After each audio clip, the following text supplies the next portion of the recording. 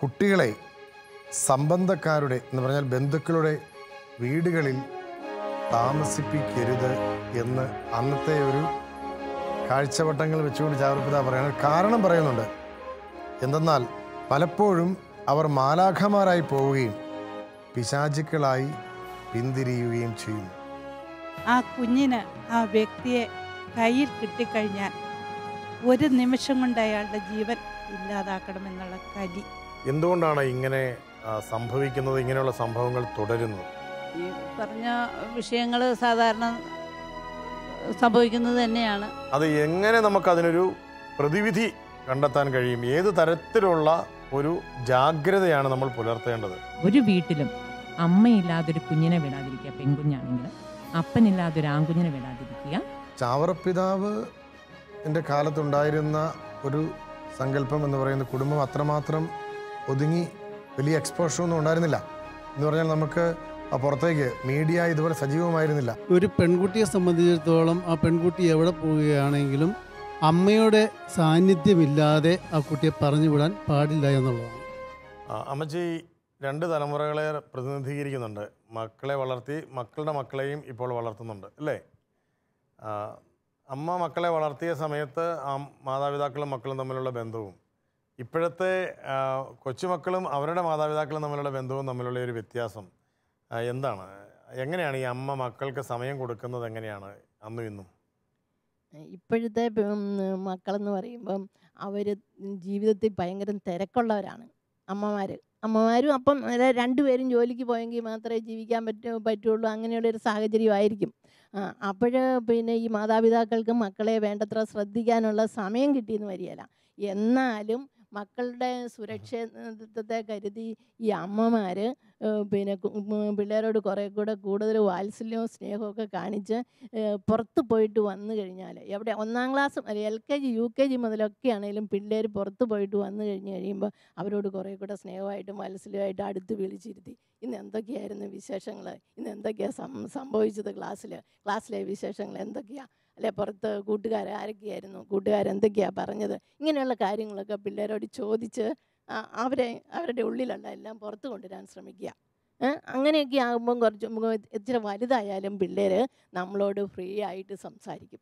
എല്ലാ കാര്യങ്ങളും ഫ്രീ ആയിട്ട്. അങ്ങനെയാണ് എൻ്റെ അനുഭവത്തിൽ നിന്ന് എനിക്ക് മനസ്സിലായിട്ടുള്ളൊരു കാര്യം.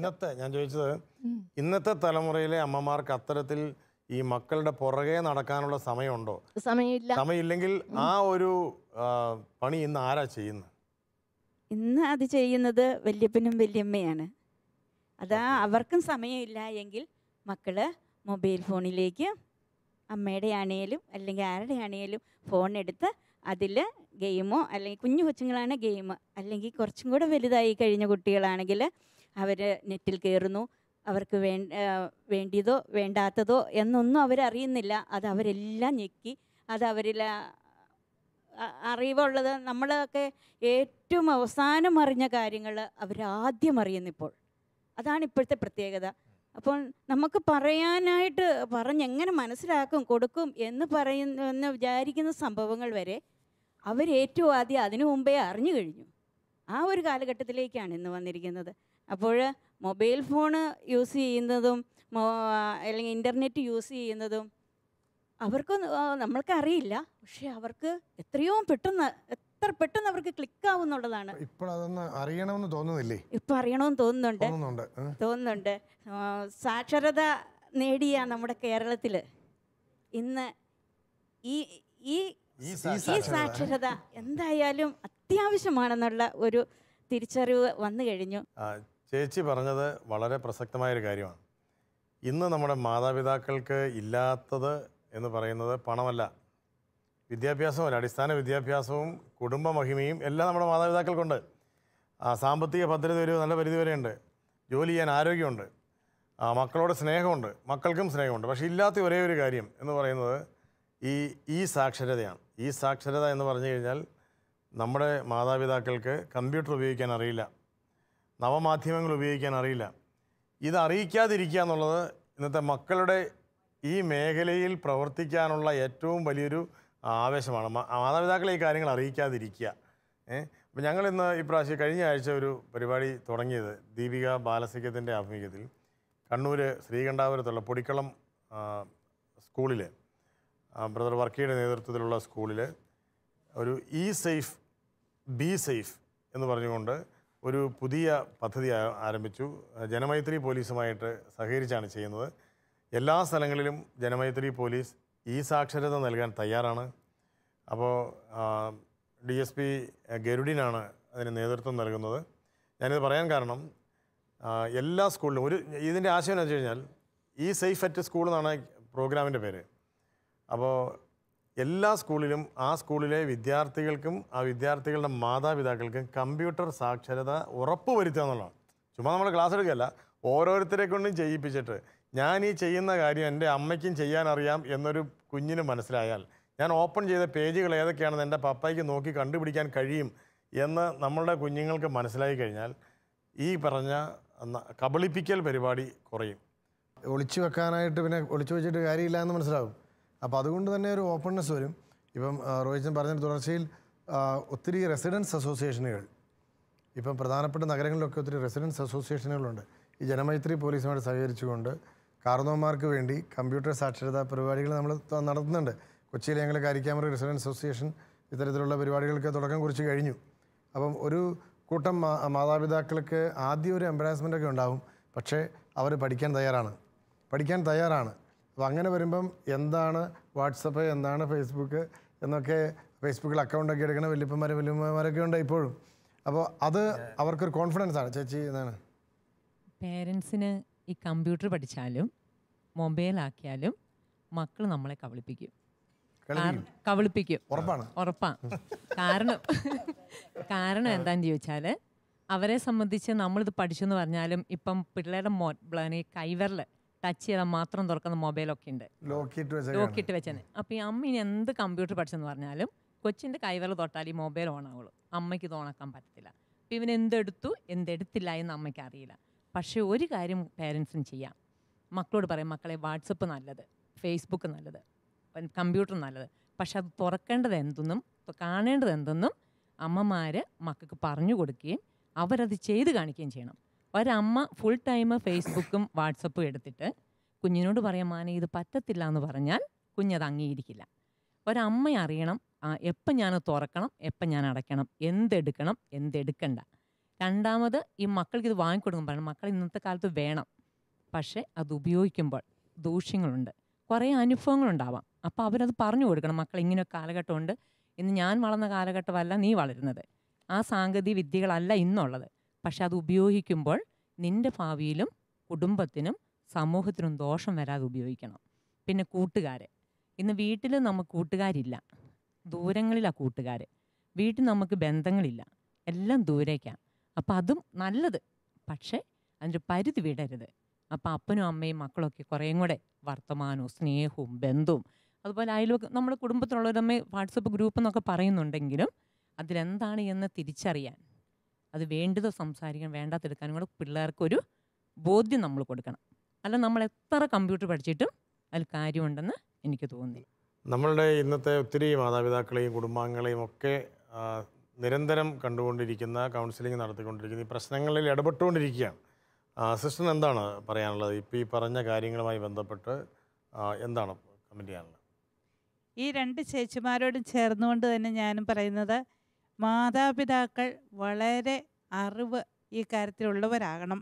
ഒപ്പം ഈ മക്കളെ നല്ല ബോധ്യത്തിലേക്ക് കൊണ്ടുവരാനുള്ള ഒരു പ്രത്യേക സ്നേഹവായ്പും, അമ്മച്ചിയെല്ലാം മനസ്സിലാക്കുന്നയാളാണ്, മമ്മിയെല്ലാം മനസ്സിലാക്കുന്നയാളാണ്, മമ്മിക്ക് എന്നെ വളർത്തണമെന്നും മമ്മിക്ക് എന്നെ സഹായിക്കണമെന്നും മമ്മിക്ക് ഞാൻ ഏറ്റവും നല്ലൊരു പാതയിലൂടെ നീങ്ങണമെന്നും നിർബന്ധമുള്ളത് കൊണ്ടാണ് എന്നോട് ഇപ്രകാരം പറയുന്നതെന്നുള്ള ഒരു അറിവ് കുട്ടികൾക്ക് കിട്ടത്തക്ക വിധത്തിൽ കുട്ടികൾക്ക് നിർദ്ദേശങ്ങളും നമ്മൾ പ്രയോഗിക്കുന്ന വാക്കുകൾ പോലും കുട്ടികൾക്ക് സ്വീകാര്യമാകത്തക്ക വിധത്തിൽ കുട്ടികളോട് സംസാരിക്കാനുള്ളൊരു ചാതുരി, ഒരു സ്കിൽ അമ്മച്ചിമാർ വളർത്തിയെടുക്കേണ്ടതുണ്ട്. ഒന്നാമതായിട്ട് ഒരു ശ്രദ്ധയുണ്ടാകുക എന്നുള്ള ഏറ്റവും പ്രധാനപ്പെട്ട കാര്യമാണ്.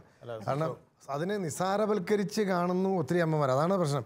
എൻ്റെ മകന് ഇതൊക്കെ അറിയാമെന്നതിൽ ഭയങ്കരമായിട്ട് ആഹ്ലാദിക്കുന്നു, അമിതമായ ആഹ്ലാദം. എൻ്റെ മകൻ ഭയങ്കര ടെക്നോസാവിയാണ്, ഇതൊന്നും എനിക്കറിയത്തില്ല, പക്ഷേ എൻ്റെ കൊച്ചിനറിയാം, LKG പഠിക്കുന്ന കൊച്ചിനെ ഞാനിതൊന്നും അറിയത്തില്ല, ഇവനറിയാം എന്ന് പറയുന്നതിലൊരു ദുരഭിമാനം പോലെ അത് മണ്ടത്തരമാണ്. അതാണ് സിസ്റ്റർ പറഞ്ഞു തന്നെ ചുരുക്കം. ദുരഭിമാനം എന്നതിനേക്കാൾ അത് അഭിമാനമായിക്കൊള്ളട്ടെ, അതിന് കുഴപ്പമില്ല. പക്ഷേ ആ കുട്ടിയുടെ വളർച്ചയുടെ ഓരോ സ്റ്റേജും പിന്നിടുമ്പോൾ ഈ കുട്ടിക്ക് വരാവുന്ന ഭവിഷ്യത്തുകൾ, അറിയാതെ സംഭവിക്കാവുന്ന വിനകളെക്കുറിച്ച് അവബോധം കൊടുക്കുവാൻ ഒരു തുറന്ന മനസ്ഥിതി അമ്മച്ചിമാർ വളർത്തിയെടുക്കുകയും മക്കളെ ചേർത്ത് പിടിച്ചത് മനസ്സിലാക്കി കൊടുക്കുകയും ചെയ്യേണ്ടത് ആവശ്യമാണെന്നാണ് ഞാൻ പറഞ്ഞത്.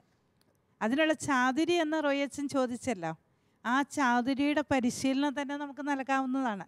തീർച്ചയായിട്ടും ഞാൻ ചിന്തിക്കുന്നത് ഞങ്ങൾ കൗൺസിലേഴ്സ് ആ ചാതുരി കൗൺസിലിംഗ് മേഖലയിൽ വളർത്തിയെടുത്തവരാ.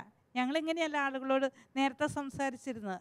പക്ഷേ കമ്മ്യൂണിക്കേഷൻ സ്കിൽ കൗൺസിലിംഗ് രംഗത്ത് എമ്പതി കൊടുത്ത് എമ്പതിയിലൂടെ ആളുകളെ പരസ്പരം മനസ്സിലാക്കുന്ന ഒരു ചാതുരി, ഒരു സ്കിൽഫുൾനെസ് ഞങ്ങൾ നേടിയെടുത്തിട്ടുണ്ട്. എമ്പതി എന്നുള്ള വാക്കിന് നല്ല മലയാളം എന്താ? അനുകമ്പയാണോ? അനുകമ്പയല്ല, അനുകമ്പ എന്ന് പറയുന്നത് സിമ്പതിയാണ്.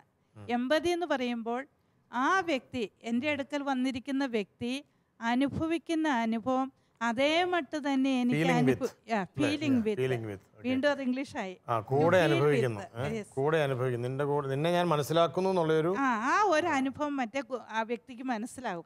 ഇംഗ്ലീഷിൽ തന്നെ എന്താണ് standing on the others shoes എന്ന് പറയുന്നത്. my leg in another one's shoes. I will experience the same warmth in your shoes. അതാണ് വാസ്തവത്തിൽ എമ്പതി. അപ്പോൾ ആഴത്തിലേക്ക് ഇറങ്ങിച്ചെല്ലുവാനുള്ള മറ്റൊരാളുടെ വൈഭവമാണ് എമ്പതി. ഒപ്പം ഇത് അനുഭവിക്കുന്ന ആൾക്ക് ആഴത്തിൽ മനസ്സിലാകും, ഈ വ്യക്തി എന്നെ നന്നായി മനസ്സിലാക്കുന്നു. എൻ്റെ ഒരു തുള്ളി കണ്ണുനീര് വീഴുമ്പോൾ ഈ വ്യക്തിയുടെ കണ്ണിൻ്റെ നനവ് ആ വ്യക്തിക്ക് മനസ്സിലാക്കി കൊടുക്കുന്നു, എന്നെ മനസ്സിലാക്കി. ഞാനൊരു ചോദ്യം ചോദിക്കുമ്പോൾ ആ വ്യക്തിയുടെ ഹൃദയം പൊട്ടി കണ്ണിൽ കൂടെ കണ്ണുനീര് ഒഴുകുമ്പോൾ അതിൻ്റെ അർത്ഥം എന്താണെന്നറിയോ? എൻ്റെ ചോദ്യം ആ വ്യക്തിയുടെ ആഴങ്ങളിലേക്ക് ചെന്ന് ശരിക്ക് പതിഞ്ഞു.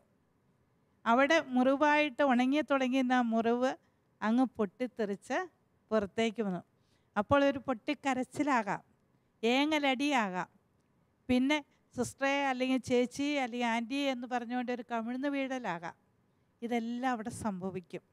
അപ്പോഴും ഇവിടെ അമ്മച്ചി പറഞ്ഞില്ലേ, പിള്ളേരൊന്നും പറയില്ല, മിണ്ടാതിരിക്കും എന്ന. കാരണം അവർക്ക് ഭയം മറ്റൊന്നാണ്.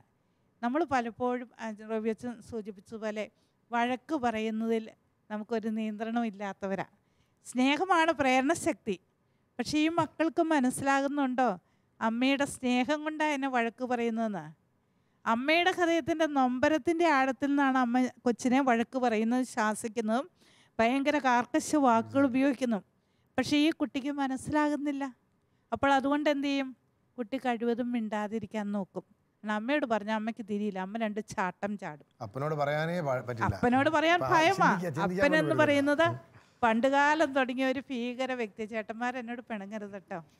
സത്യത്തിൽ അതാണ് നമ്മുടെ നാട്ടിൽ. പക്ഷെ ഞങ്ങൾ ആണുങ്ങൾ വളരെ വളരെ നല്ല മനുഷ്യരാണ്. നിങ്ങൾ നല്ലവരാ.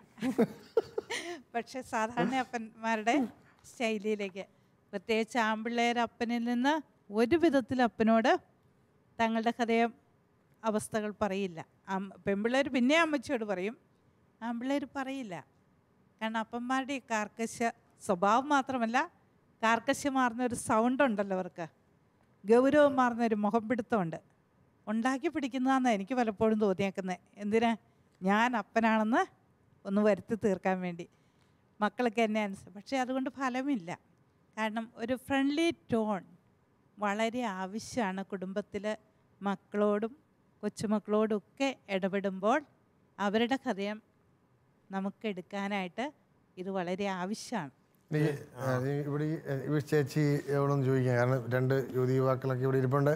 ചേച്ചിയുടെ വീട്ടിൽ ഇത്തരത്തിലൊരു സൗഹൃദത്തിൻ്റെ അന്തരീക്ഷം ഉള്ളതായിട്ട് തോന്നുന്നുണ്ട്? ഞങ്ങളുടെ വീട്ടിൽ സൗഹൃദമായിട്ട് തന്നെയായിരുന്നു. 6 മക്കളും, ഞങ്ങൾ 7 മക്കളായിരുന്നു. അപ്പം ഞങ്ങളുടെ ചാച്ചൻ പണ്ട് വായിച്ചിട്ടുണ്ടെന്ന് തോന്നുന്നു, ഈ കുര്യാക്കോസച്ചൻ്റെത്. ഞങ്ങളെ ബന്ധുവീടുകളൊന്നും വിടില്ലായിരുന്നു, ഒരു വീട്ടിലും വിടില്ലായിരുന്നു. വിടുവാണെങ്കിൽ അമ്മേനെ കൂടെ വിടും. ഞങ്ങളെ പെൺമക്കളെ ഒരിടത്തും. എത്ര പെൺമക്കളായിരുന്നു? ഞങ്ങൾ 6 പെണ്ണും ഒരാണുമായിരുന്നു. ഇപ്പം വായിച്ച് കാണണം, അത് ഞങ്ങൾക്ക് രക്ഷയായി. പിന്നെ ഞങ്ങളുടെ മക്കൾ മോളെയും ഞങ്ങൾ വിടാറില്ലായിരുന്നു. എനിക്കൊരു മോളും 2 ആൺകുട്ടികളാണ്. മോളെയും വിടാറില്ലായിരുന്നു. ഞങ്ങളെ വിടാത്തതുകൊണ്ട് മോളെയും വിടാറില്ലായിരുന്നു. മോനെ ആൺകുട്ടികളെ വിടും, മോളെ വിടാറില്ലായിരുന്നു. ഇപ്പം എൻ്റെ മോളെ കല്യാണം കഴിച്ച് 3 ആൺകുട്ടികളാണ്. അവളും മക്കളെ വിടില്ല. ഞാൻ ചോദിക്കും, നിനക്ക് 3 ആൺകുട്ടികളല്ലേ, നിനക്ക് എന്താ വിട്ടാൽ? ഞങ്ങളുടെ വീട്ടിൽ പോലും ഇപ്പം വിടില്ല. പക്ഷേ ഞങ്ങൾക്ക് ഇപ്പോൾ അച്ഛൻ നേരത്തെ പറഞ്ഞ പോലെ കാരണവന്മാർക്ക്, ഈ പേരൻസിനാണ് മൊബൈലിൻ്റെ സാക്ഷരത വേണ്ടിയത്. അല്ലാണ്ട് ഞങ്ങൾ മക്കൾ അങ്ങോട്ട് വിട്ടില്ലെങ്കിൽ ഞങ്ങൾ അങ്ങോട്ട് പോയി ഒന്ന് മൊബൈൽ എടുത്ത് നോക്കും. മോനെ എന്തൊക്കെയാണ് പുസ്തകം എല്ലാം തപ്പി നോക്കും. പുസ്തകത്തിൽ വെച്ച കോഡ് ഭാഷകളൊന്നും നമുക്കറിയില്ല. പിന്നെ മൊബൈൽ എടുത്ത് നോക്കിയാലും ഇതെന്താണെന്ന് മനസ്സിലാവില്ല. അപ്പോൾ സാക്ഷരത മാതാപിതാക്കൾക്ക് സാക്ഷരത അത്യാവശ്യമാണ്. പിന്നെ സ്കൂളുകളിൽ +2 കൂടുതലും ഈ കൗൺസിലേഴ്സിനെ വെക്കണമെന്ന് അപേക്ഷയുണ്ട്.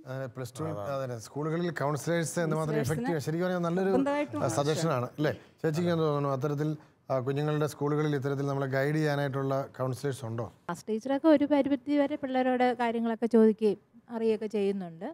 പിന്നെ നമ്മൾ ക്ലാസ്സിലൊക്കെ സ്കൂളിലൊക്കെ ചെല്ലുമ്പോൾ ടീച്ചർമാർ പിള്ളേരുടെ കാര്യങ്ങളൊക്കെ പിന്നെ പറഞ്ഞു തരും. പിന്നെ എനിക്ക് തോന്നുന്നത് ഈ പിള്ളേരെ കൂട്ടുകാർ ഒരുമാതിരി ഒരു കുറേയൊക്കെ ഇവരുടെ പിള്ളേർ സ്വഭാവം കൊണ്ടൊക്കെ നന്നായി പോവുകയും ഒക്കെ ചെയ്യുന്നുണ്ടെന്ന് തോന്നുന്നു.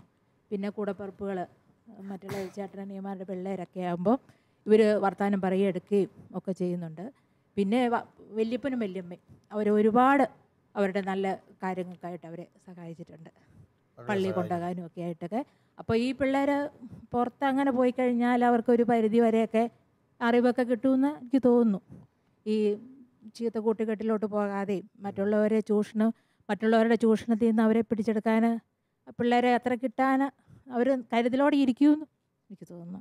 ഇന്നത്തെ പിള്ളേർക്ക് ഇങ്ങനെ വീട്ടിൽ ആരോടെങ്കിലും ഒരു ഹൃദയടുപ്പം ഉള്ളതായിട്ട് സിസ്റ്ററിന് തോന്നിയിട്ടുണ്ടോ? ആരോടെങ്കിലും തുറന്നു പറയാൻ ഒരാളുണ്ട് എനിക്ക്? ഒന്നുകിൽ ഇപ്പം ചേച്ചി പറഞ്ഞ പോലെ വല്യമ്മയായിരിക്കാം, വല്യപ്പനായിരിക്കാം, അല്ലെങ്കിൽ ആരോടെങ്കിലും ഒരാളോട് ഈ ഉള്ളൊന്ന് എന്ത് വന്നാലും തുറന്നു പറയാൻ ഒരാൾ ഈ വീട്ടിലുണ്ടോ പിള്ളേർക്ക്? കുറച്ച് വീടുകളിലൊക്കെ ഉള്ളതായിട്ട് അനുഭവപ്പെടുന്നുണ്ട്. പക്ഷേ അധികം കുട്ടികൾക്കും അങ്ങനെ കിട്ടുന്നില്ല. അവരുടെ കൂട്ടുകാരാണ് അവർ തുറന്നു പറയുന്നത്. എന്തും തുറന്നു പറയാവുന്ന അവരുടെ കൂട്ടുകാരോട് എന്നുള്ള നിലയാണ്. ടീച്ചേഴ്സിനോട് അധികമൊന്നും അവർ തുറന്നു പറയുന്നതായിട്ട് തോന്നുന്നില്ല. കൂട്ടുകാരായിട്ടുള്ള ടീച്ചേഴ്സ് ഉണ്ടാവും അവർക്ക്. വളരെ എന്നാലും പക്ഷേ കൂട്ടുകാരായ ടീച്ചേഴ്സിൻ്റെ അടുത്ത് പറയാത്ത എന്താണെന്ന് ചോദിക്കേണ്ട അവസ്ഥ കൗൺസിലിംഗ് രംഗത്ത് എനിക്ക് തോന്നിയിട്ടുണ്ട്. കാരണം സ്കൂളുകളിൽ ഞാൻ സ്ഥിരമായി കൗൺസിലിങ്ങിന് പോകുന്നുണ്ടായിരുന്നു, സ്കൂളിലും കോളേജുകളിലും. അപ്പോൾ മനസ്സിലായ ഒരു കാര്യം, ടീച്ചേഴ്സിനോട് നല്ല കൂട്ടുണ്ട്. പക്ഷേ അവരുടെ പേഴ്സണൽ അനുഭവം വരുമ്പോൾ, പ്രത്യേകിച്ച് ഇങ്ങനെ ഒരു അബ്യൂസിൻ്റെ അനുഭവം വരുമ്പോൾ, ആ ടീച്ചറിനോട് ഞാൻ എങ്ങനെ പറയുമെന്നുള്ളതാണ് കൊച്ചിൻ്റെ വിഷമം. ടീച്ചർ ഇനി എന്നെ എങ്ങനെ കാണും? അപ്പോൾ കൊച്ചിൻ്റെ മനസ്സ് കൊച്ചിനെ തന്നെ കുറ്റപ്പെടുത്തുന്ന ഒരു അനുഭവത്തിലേക്ക് വരിക. അപ്പോൾ കൊച്ച് കൂടുതൽ സുരക്ഷിതത്വം കാണുന്ന ഒരു കൗൺസിലറോട് പറയുക. കാരണം ഇപ്പോൾ പൊതുവേ പിള്ളേർക്ക് ഒരു അണ്ടർസ്റ്റാൻഡിങ് ഉണ്ട്, കൗൺസിലേഴ്സിനോട് പറഞ്ഞാൽ അതധികം പുറത്തു പോകില്ല എന്ന്. ഒരു 1-2 സ്കൂളിലെ ഓർമ്മ എനിക്ക് വരികയാണ്. അതായത് കുട്ടികൾ ഓടി വന്ന് കൗൺസിലിങ്ങിന് ഞാനിരിക്കുന്ന മുറിയുടെ അവിടെ വന്ന് മുട്ടിയിട്ട്, സിസ്റ്ററെ ഇന്ന് സിസ്റ്റർ പോകുന്നതിന് മുമ്പ് എന്നെ ഒന്ന് കാണണം, ടീച്ചറിനോട് പറയരുതേ എന്ന് പ്രത്യേകം പറഞ്ഞ പല അനുഭവം എനിക്കുണ്ട്. ആ കുട്ടികളെ ഞാൻ രഹസ്യമായിട്ട് വിളിക്കുകയും കാണുകയും ചെയ്യുന്നുണ്ട്.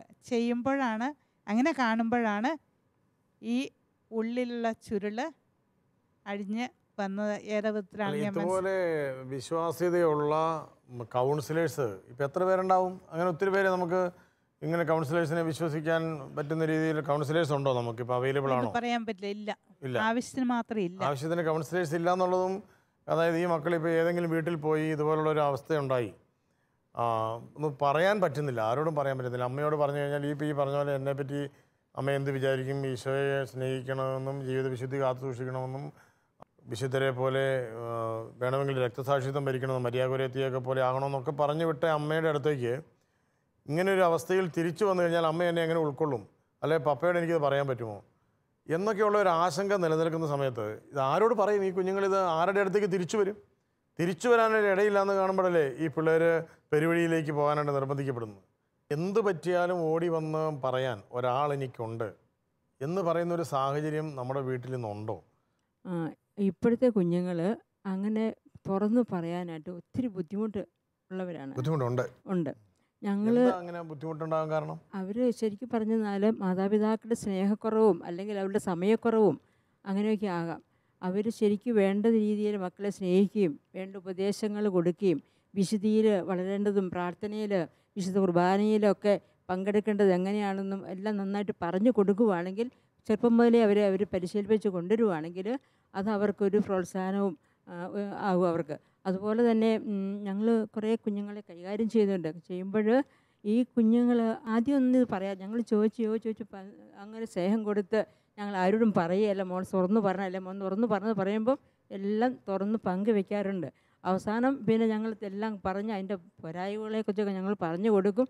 അപ്പോഴത്തേക്ക് ഒരു കുട്ടിക്ക് അറിയാൻ തുടങ്ങും, സങ്കടം ഭയങ്കര കാര്യമാണ്, പിന്നെ നിർത്താൻ പറ്റുന്നില്ല. ഇത് ചെറുപ്പം മുതലേ ദുരുപയോഗിക്കുന്നു. ഇങ്ങനെ ബന്ധുവീടുകളിലും മറ്റ് സ്കൂളുകളിലും ഒക്കെ ഇങ്ങനെ ദുരുപയോഗപ്പെടുത്തുന്നു. അതുവഴി സ്വയംഭോഗത്തിലേക്കും സ്വർഗഭോഗത്തിലേക്കും മറ്റു പല ഇതിലേക്ക് അവർ കടന്നു പോകുന്നു. പിന്നെ അവർക്കൊന്നും കുറ്റബോധമാണ്, ഞാൻ ശരിയാകിയല്ല.